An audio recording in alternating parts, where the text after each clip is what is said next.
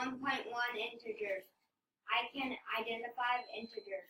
Thank you, Kaushik. Well done. Can you, Kaushik, identify an integer now? Yeah. After the lesson that we did, can all of you identify integers? Yes. If not, let's pay attention and review our notes together, shall we? Yes. We shall, right. All right, so we had some vocab words. We had integer, positive integer, and negative integer. An integer is a whole number, and a whole number's opposite. Okay, so if I give you the number 7, what would be the opposite of 7, Ayub? Negative 7. 7, the opposite is negative 7. So then the second word is a positive integer. Which one of those is positive, Ayub? 7. Which one is negative, Ayub? Negative 7. Awesome. So positive integer, negative integer, and integer.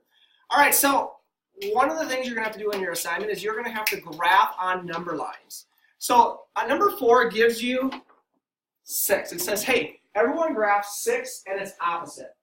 Everybody, what is the opposite of 6? Negative 6. Negative 6. So we're going to have to actually create or draw our own number line. And so we did. We drew a number line, and we always start with the number 0. And because 6 is a pretty small number, we all decided to number 1, 2, 3, 4, 5, 6. We put a dot there. We labeled it 6.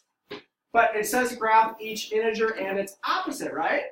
So what is the opposite of 6? Negative 6. So we do 1, 2, 3, 4, 5, 6. We put a dot there, negative 6. Yes, no? Yes. Then we got down to this bugger, letter B, it was 20.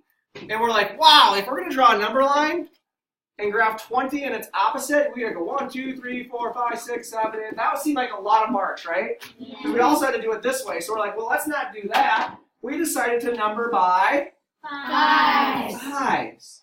Does that make it a little bit easier? Yes. Heck, couldn't we number by 10s, you think? Yes. Yeah, we could have. We could have just drew our number line. We could have did a 0, did a 10, and did a 20, and then did a negative 10, and a negative 20, and put our dots in, then good. Could you do a 0, a 20, and a negative 20? Do you think that would be okay? No, because we don't really have a reference then. All we know is we have our 0 and our 2 final numbers. So you got to give me something other than the final answers.